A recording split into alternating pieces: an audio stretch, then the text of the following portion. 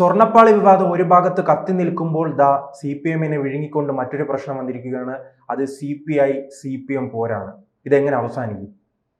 ഇത് ഒരു അയ്യപ്പ ശാപം വീണ്ടും കിട്ടിക്കൊണ്ടിരിക്കുന്നതാണ്. അയ്യപ്പൻ ചില്ലറ പണിയല്ല കൊടുക്കുന്നത് എന്നുള്ളതാണ് സത്യം. അതായത് ശബരിമലയിൽ നമ്മുടെ പ്രസിഡന്റ് ദ്രൗപദി മുർമു ചെന്നപ്പോൾ വാസവനാണ് അവിടെ പോയത്. ആ വാസവൻ്റെ നെളിഞ്ഞു നിൽപ്പ് കണ്ട ഇന്ത്യയുടെ പ്രസിഡന്റ് താണു ഉണങ്ങി നിൽക്കുന്നിടത്ത് നെഞ്ചും വിരിച്ച് അങ്ങനെ നിൽക്കുകയാണ്. ഞാൻ ഇതിലൊന്നും പൂസുന്ന ആളല്ല എന്നുള്ള മട്ടിൽ. അവിടെ നിന്ന് നട ഇറങ്ങിയപ്പോഴേ അയ്യപ്പൻ പണി കൊടുത്തു. CPI കാരനെ വെച്ചാണ് പണി കൊടുത്തത് തവണ. ഓരോരുത്തർ ഈ അയ്യപ്പൻ നേരിട്ട് പണിയില്ല, എല്ലാം ഓരോരുത്തരെ വെച്ചാണ് കൊടുക്കുന്നത്. അയ്യപ്പ സംഗമം കഴിഞ്ഞതും അന്ന് മുതൽ പണി തുടങ്ങിയതാണ്.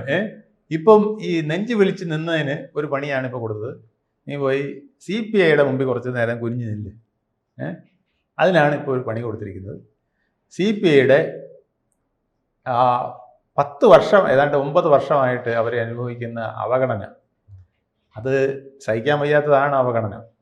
അവരെന്ത് കാര്യം ക്യാബിനറ്റിൽ വെച്ചാലും ഇവരതിനെ തട്ടിമാറ്റും. ഒരു കാര്യവും അവർക്ക് സമ്മതിച്ചു കൊടുക്കില്ല. ഇങ്ങനെ 4 വണ്ടി, 4 മന്ത്രിമാർ, ബോർഡ്, ഇങ്ങനെ കഴിഞ്ഞു പോകുമായിരുന്നു പാവങ്ങൾ. ഇത്തവണ ഈ ബിനോയ് വിശ്വം വന്നപ്പോൾ കുറച്ചുകൂടെ കൂടുതൽ കളി തുടങ്ങി.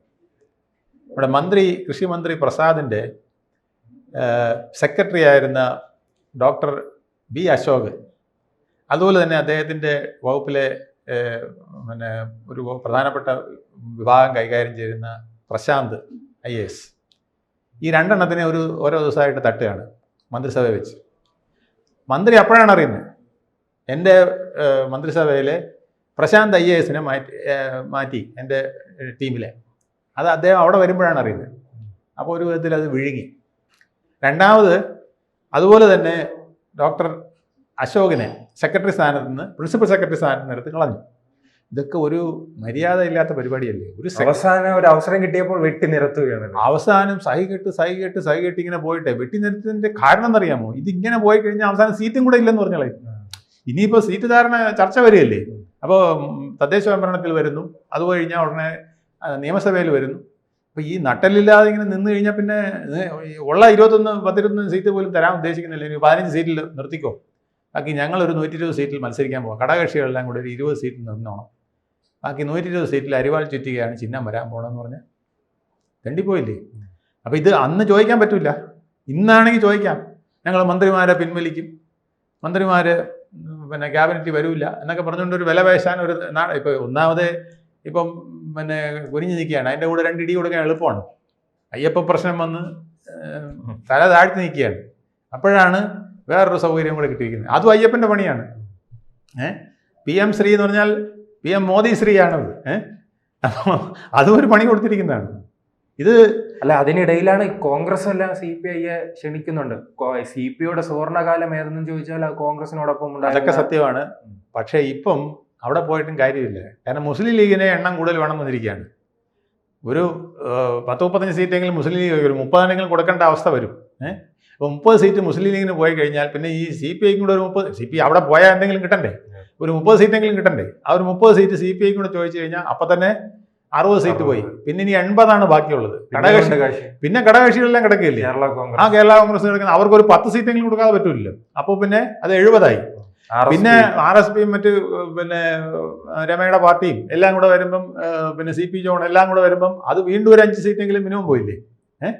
അപ്പോൾ എത്രയായി? അങ്ങനെ കോൺഗ്രസ് 40. കോൺഗ്രസിന് 60 സീറ്റിലേ മത്സരിക്കാൻ പറ്റുള്ളൂ. ഒരു 60-62 സീറ്റിൽ മത്സരിക്കാം. 62 സീറ്റിൽ മത്സരിച്ചാൽ അവർ 30 എണ്ണത്തിലെങ്കിലും ജയിക്കൂ.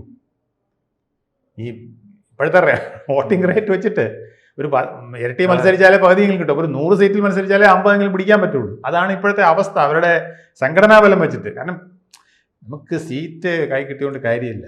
ഇത് വോട്ടാക്കി മാറ്റുന്ന മെഷീനറി താഴെ വേണ്ടേ? ഈ സാധനം ഇല്ല. ഉള്ളത് മുഴുവൻ നേതാക്കൾ. എന്ത് കണ്ടിട്ടായിരിക്കും ഈ ക്ഷണം? ഈ ഇടയ്ക്കിടയ്ക്ക് ക്ഷണിക്കുന്നുണ്ടല്ലോ CPI. അത് വെറുതെ ഒരു ചെറിയ വെല്ലുവിളി നടത്തുന്നതേ ഉള്ളൂ. വന്നാൽ പോരട്ടെ, ഈ പറഞ്ഞതൊക്കെ വേണമെങ്കിൽ കൊടുക്കും. 10 സീറ്റേ കൂടെ 20-22 വേണമെങ്കിൽ കൊടുക്കും. എന്നിട്ട് കൂടെ നിന്നോളാൻ പറയും. എന്നിട്ട് ബാക്കിയുള്ളവരൊക്കെ 2-3 വീതം കുറച്ച് ഇങ്ങനെ നിർത്താൻ പറയും. പക്ഷേ CPIക്ക് അറിയാം അവിടെ പോയാൽ പാടാണ്. ഈ പറഞ്ഞ പോലെ കാര്യങ്ങളൊന്നും അത്ര എളുപ്പമല്ല. അത് മാത്രമല്ല, CPI ചുമ്മാ വിടുമെന്ന് വിചാരിക്കുന്നുണ്ടോ? അവിടുന്ന് ഒരു 4 ഞെരിച്ചിലിനെ പിടിച്ച് ഒരു വിമത CPI ഉണ്ടാക്കിയിട്ട് CPM വിടുകയുള്ളൂ. നിങ്ങൾ വിചാരിക്കുന്നുണ്ടോ CPI മുഴുവനോടെ അങ്ങ് പോകാൻ സമ്മതിക്കുന്നു? പിണറായി വിജയനാണ് മുഖ്യമന്ത്രി. അതിൻ്റെ ഒരു വാലും കാലും കൂടെ അവിടെ വെച്ചിട്ടെങ്കിലേ വിടുകയുള്ളൂ. മനസ്സിലായില്ലേ? അപ്പം ഞൊണ്ടിയായിട്ട് അപ്പുറത്ത് പോകാൻ പറ്റുള്ളൂ, മുഴുവനോടെ പോകാൻ സമ്മതിക്കില്ല. ഈ പ്രശ്നങ്ങളൊക്കെ ഉണ്ട്. അപ്പം ഇതെല്ലാം CPIക്ക് അറിയാം. പിന്നെ അപ്പുറത്ത് പോയി കഴിഞ്ഞാലോ, ഈ ജയിപ്പിക്കാൻ ശ്രമിച്ചില്ലെങ്കിലും CPIക്കാരെ തോൽപ്പിക്കാൻ CPMമാർ എന്നും മിടുക്കരാണ്. ഈ കോൺഗ്രസിൻ്റെ സ്ഥാനാർത്ഥിയെ തോൽപ്പിക്കുന്നതിനേക്കാൾ വാശിയിൽ ഇവർ നിന്ന് കളയും CPIയുടെ സ്ഥാനാർത്ഥിയെ തോൽപ്പിക്കാൻ. ഇതെല്ലാം CPIക്ക് അറിയാം. ഇവിടുന്ന് കെണിയിൽപ്പെട്ടതാണ്. ഇതിന് പോകാൻ വലിയ പാടാണ്.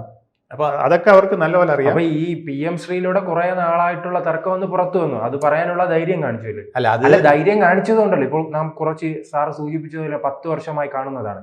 ആദ്യം തുടക്കം ഒരു വലിയ ആരോപണവും വെല്ലുവിളിയെല്ലാം കാണും, പിന്നീട് ഒരു പിണറായി വിജയനെ കാണുന്നതും അത് അവിടെ ചെല്ലുമ്പോഴേ എന്താ വിഷയം ചോദിക്കും.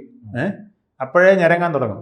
പിന്നെ ഞരങ്ങി മൂളിയൊക്കെ പറയുമ്പോൾ അതൊന്നും കുഴപ്പമൊന്നുമില്ല, നിങ്ങൾക്ക് ഉള്ള വകുപ്പും കാര്യങ്ങളൊക്കെ കയ്യിലുണ്ടല്ലോ, അതൊക്കെ വെച്ചോണ്ടിരിക്കും. അതിലൊന്നും ആരും കൈകടത്തിയിട്ടില്ലല്ലോ. ഇത് വിദ്യാഭ്യാസ വകുപ്പിൻ്റെ കാര്യമില്ല, അതായത് നോക്കിക്കോളൂ എന്ന് പറയും. ഘടകകക്ഷി എന്ന് പറഞ്ഞാൽ എല്ലാം ഒന്നും നിങ്ങൾ അങ്ങോട്ട് കയറി വിധം വെക്കാൻ നിൽക്കണ്ട. അവിടെ ഇപ്പോൾ എന്താ വരാൻ പോകുന്നത്? നിങ്ങൾ അടിയന്തരാവസ്ഥയ്ക്ക് പിന്നെ കോൺഗ്രസിൻ്റെ കൂടെ നിന്നില്ലേ, അതിനേക്കാൾ വലിയതൊന്നും ഇവിടെ വരാനില്ലല്ലോ എന്നും കൂടെ ചോദിച്ചാൽ പിന്നെ മിണ്ടൂല്ല. നിങ്ങൾ പറയണം ഭരണഘടനയും സ്വാതന്ത്ര്യവും ജനാധിപത്യവും പിന്നെ മതേതരത്വവും എല്ലാം കളഞ്ഞ് വരിയായിട്ട് നിൽക്കാനായിട്ട് ഇന്ത്യക്കാരെ മുഴുവൻ 2 വർഷത്തോളം ഇവിടെ കൊണ്ടു നടന്നില്ലേ കോൺഗ്രസ്? അന്ന് നിങ്ങളല്ലേ ഇവിടെ അവർക്ക് ജയ് വിളിച്ചുകൊണ്ട് നടന്നത്? അന്ന് ഇവിടെ നിങ്ങളല്ലേ കേരളം ഭരിച്ചിരുന്നത്? ഇന്ത്യ ഗവൺമെന്റിന് സപ്പോർട്ട് കൊടുത്തത് നിങ്ങളല്ലേ? അതിനേക്കാൾ വലിയതൊന്നും PM ശ്രീ വന്നാൽ സംഭവിക്കാനില്ല. അതുകൊണ്ട് മിണ്ടാതിരിന്ന് പിണറായി വിജയൻ പറയുന്നതോടെ തീരും, കഥ തീരും. അതേ ഉള്ളൂ. അതോടെ കോൺഗ്രസ്സിൽ, അതോടെ CPIക്കാർ കോൺഗ്രസും എല്ലാം വേണ്ട, ഞങ്ങൾക്ക് CPM തന്നെയാണ് വലുത്, ഞങ്ങൾ ഇടതുപക്ഷം എന്ന് പറയുന്നത് ഭയങ്കരമാണ്, ഈ ലോകത്തെ ഏറ്റവും വലിയ പ്രസ്ഥാനത്തിൽ നിൽക്കുക അഭിമാനമാണെന്നൊക്കെ പറയും. ഈ അയ്യപ്പ സംഗമം നടത്തിയതിന് പിന്നാലെ തന്നെ NSSന്റെ SNDPയുടെ പിന്തുണ ലഭിച്ചതോടുകൂടി തന്നെ പല രാഷ്ട്രീയ നിരീക്ഷകരും ഉറപ്പിച്ചതാണ് ഈ തെരഞ്ഞെടുപ്പിൽ സ്വാഭാവികമായി പിണറായി സർക്കാർ തന്നെ വീണ്ടും അധികാരത്തിൽ വരുമെന്ന്. അങ്ങനെ ഒരു സാഹചര്യം നിലവിലുണ്ടോ? ഈ CPI തർക്കം കൂടി രൂക്ഷമായിരിക്കുന്ന ഘട്ടത്തിൽ അത് വലിയ തിരിച്ചടിയിലേക്കല്ലേ പോകും? അത് അയ്യപ്പ സംഗമം കഴിഞ്ഞതിന് പിറ്റേ ദിവസം തന്നെ അയ്യപ്പൻ പണി തുടങ്ങിയില്ലേ? അന്ന് മുതൽ തുടങ്ങിയതല്ലേ അത്. ഈ പിന്നെ ശാപം ഇതുവരെ തീരുന്നില്ലല്ലോ. അവസാനം ഇപ്പം വാസവനിൽ വന്ന് നിൽക്കുകയാണ്, നെളിഞ്ഞിരിക്കണം, വാസവനിലാണ് വന്ന് നിൽക്കുന്നത്. അത് കഴിഞ്ഞ് അപ്പം തന്നെ കൂനാനുള്ള അവസരം കൊടുത്തു. ഇത് അയ്യപ്പൻ നേരിട്ടല്ലേ എന്ന്. എൻ്റെ ഒരു ഭക്തൻ ഡൽഹിയിൽ ഇരിപ്പുണ്ട്, നരേന്ദ്രമോദി എന്നാണ് പേര്. അവിടെ പോയി ഒന്ന് കുനിഞ്ഞിരിക്കാൻ പറയും. അപ്പം അവിടെ പോയി കുനിഞ്ഞു നിന്നിട്ടാണ് ഈ ഒപ്പൊക്കെ ഇട്ടിട്ട് വരണത്. മനസ്സിലായില്ലേ? ഇതാണ് അയ്യപ്പൻ്റെ പണി. ഓരോ സ്ഥലത്ത് വിദേശത്ത് പോകണമെങ്കിൽ അവിടുന്ന് പാസ്പോർട്ടും വിസയും കിട്ടണമെങ്കിൽ അവിടെ ചെന്ന് കുനിഞ്ഞിരിക്കണം. ഇപ്പം ഈ അയ്യപ്പൻ എൻ്റെ മുമ്പിൽ കുനിയണ്ട, എൻ്റെ ഭക്തർ ഇവിടെ കിടപ്പുണ്ടല്ലോ, അവരുടെയൊക്കെ മുമ്പിൽ ഒന്ന് കുനിയ. അത് CPIക്കാർ കുറച്ച് പേര് മര്യാദക്കാരാണ്. ആമൻ്റെയൊക്കെ മുമ്പിൽ പോയി ഒന്ന് കുനിഞ്ഞിട്ട് വാ, വാസവന് കുനിയാനുള്ള, അല്ലെങ്കിൽ വാസവന്റെ അപ്പുറത്തെ ആളിന് കുനിയാനുള്ള അത് ശരിയാണ്. ഈ 10 വർഷത്തിനിടെ ഇത്രയും പ്രാധാന്യം ലഭിച്ച മറ്റൊരു സംഭവം ഇല്ല. CPIക്കാരുടെ കാല് പിടിക്കാന്നൊക്കെ പറയല്ലേ ഇപ്പൊ. നിങ്ങളെങ്കിൽ പോരാ, വിഷമിക്കണ്ട എന്ന് പറയില്ലേ പലരും. അപ്പൊ അത് ഈ ഗതി കെട്ടാൽ പുല്ലും തിന്നെന്ന് പറഞ്ഞല്ലേ. അല്ല, അതാണ് ഈ തെരഞ്ഞെടുപ്പിൽ ഒരു പ്രശ്നത്തിലേക്ക് പോകും. അവർ മുന്നണിയിൽ ഒന്നായി നിന്നാൽ പോലും ഈ തെരഞ്ഞെടുപ്പ് വരുമ്പോൾ ഒരു മണ്ഡലങ്ങളിൽ പ്രശ്നമായി രൂപപ്പെടും. അവരുടെ യുവജന സംഘടന തന്നെ ഇപ്പോൾ ശിവൻകുട്ടിക്കെതിരെ രംഗത്ത് വന്നിരിക്കുന്നു. ഇതിന്റെ സ്പർദ്ധ ഇതാണ് ഇതിന്റെ പ്രശ്നം. ഈ ഒരു ഘടകകക്ഷിയെ നമ്മൾ തീരെ അതൃപ്തരായി കഴിഞ്ഞാൽ പിന്നെ ആ മുന്നണി വലിയ പാടാണ്. ഇത് നിസ്സാര കാര്യമല്ല. ഇപ്പം നമ്മൾ രണ്ടുപേരും സുഹൃത്തുക്കളായിരിക്കുന്നു. ഞാൻ ദിവസവും നിങ്ങളെ ചൊറിഞ്ഞാൽ അത് കുറച്ച് ദിവസം കഴിയുമ്പോൾ നിങ്ങൾക്ക് ഇറിറ്റേഷനായി മാറും. മനസ്സിലായി? എല്ലാ കാര്യത്തിനും ഇങ്ങനെ ചൊറിഞ്ഞോണ്ടിരുന്ന അപ്പോൾ ഒരു ദിവസം കിട്ടുമ്പോൾ നല്ലൊരു ചവിട്ട് തരും. അതാണിപ്പോൾ CPI കൊടുത്തത്. നിവൃത്തിയില്ലാതെ കൊടുത്തതാണ്. വീണ് കിടന്നിട്ട് ഒരു ചവിട്ട് കൊടുത്തത് അതുകൊണ്ടാണ്. അല്ല, അതാണ് ഈ ചവിട്ടേറ്റ പക ഈ തെരഞ്ഞെടുപ്പിൽ പോവുകയാണെങ്കിൽ അതെന്നും CPM തമ്മിലുണ്ടല്ലോ. അതുകൊണ്ടല്ലേ തൃശ്ശൂർ സീറ്റ് പൊട്ടിച്ചിട്ട് കൊടുത്തത്. ഇതുപോലെ ഇനിയിപ്പം പിന്നെ വരാൻ പോണ ഇലക്ഷനിൽ BJPക്ക് ഒരുപാട് സൗകര്യം ചെയ്തു കൊടുക്കും. മനസ്സിലായില്ലേ? 10 എന്നുള്ളത് 20 ആക്കി കൊടുക്കും. CPIയുടെ കുറെ സീറ്റും കൂടെ പിടിച്ചോടെ എന്ന് പറയും. അത്രേ ഉള്ളൂ. ഇത് വരാൻ പോണതാണ്. പ്രത്യേകിച്ച് തൃശ്ശൂരുണ്ടല്ലോ, തൃശ്ശൂരുണ്ട്, തിരുവനന്തപുരത്തുണ്ട്. തിരുവനന്തപുരത്തൊക്കെ പിന്നെ CPIക്ക് സീറ്റ് കൊടുക്കുന്നതല്ലേ. അവിടെ കയറി പിടിച്ച് ഞങ്ങളുടെ സീറ്റിലൊന്നും പിടിച്ചേക്കരുത്, നമ്മളെ വിട്ടുകളയണം, ഞങ്ങൾ 10-25 സീറ്റ് CPI കൊടുത്തിട്ടുണ്ട്, അതിലൊക്കെ നിങ്ങൾ വേണമെങ്കിൽ 20 അവിടെ BJP സ്വാധീനമുണ്ട്, 20-25 ഒക്കെ വേണമെങ്കിലും പിടിച്ചോ, ഞങ്ങൾക്ക് കുഴപ്പമില്ല എന്ന് പറയും. പിന്നെ ഞങ്ങൾക്ക് ഒരു 70-75 സീറ്റ് കിട്ടിയാൽ പിന്നെ ബാക്കി നിങ്ങൾ CPIക്ക് പകരം നിങ്ങൾ ഒരു 20 സീറ്റിലിരുന്നാലും ഞങ്ങൾക്ക് വിഷമമില്ല എന്ന് അവർ അണ്ടർസ്റ്റാൻഡിങ് അല്ലേ ഇതെല്ലാം. ഈ അണ്ടർസ്റ്റാൻഡ് അതാണ് ഈ അടിയൊഴുക്കുകൾ, അന്തർധാരകൾ എന്നൊക്കെ പറയില്ലേ, അതിങ്ങനെ നടന്നുകൊണ്ടിരിക്കുന്നത് അതാണ്. അതുകൊണ്ട് CPIക്കാരെ സൂക്ഷിക്കണം. കാരണം കരിമൂർഖനെയാണ് ചവിട്ടിയിരിക്കുന്നത്. ചവിട്ടിയാൽ പിന്നെ കൊല്ലണം, അല്ലാതെ വിട്ട് കഴിഞ്ഞാൽ നല്ല പണി തരും.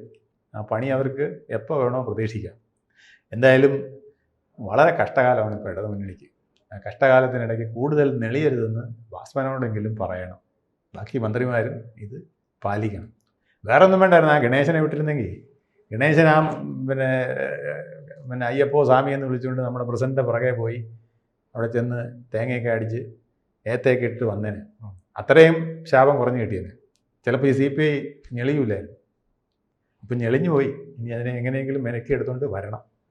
കൂടുതൽ വാർത്തകളും വിശേഷങ്ങളും നിങ്ങളിലേക്ക് എത്താൻ ABC മലയാളം സബ്സ്ക്രൈബ് ചെയ്യുക, ബെൽ ബട്ടണും അമർത്തുക.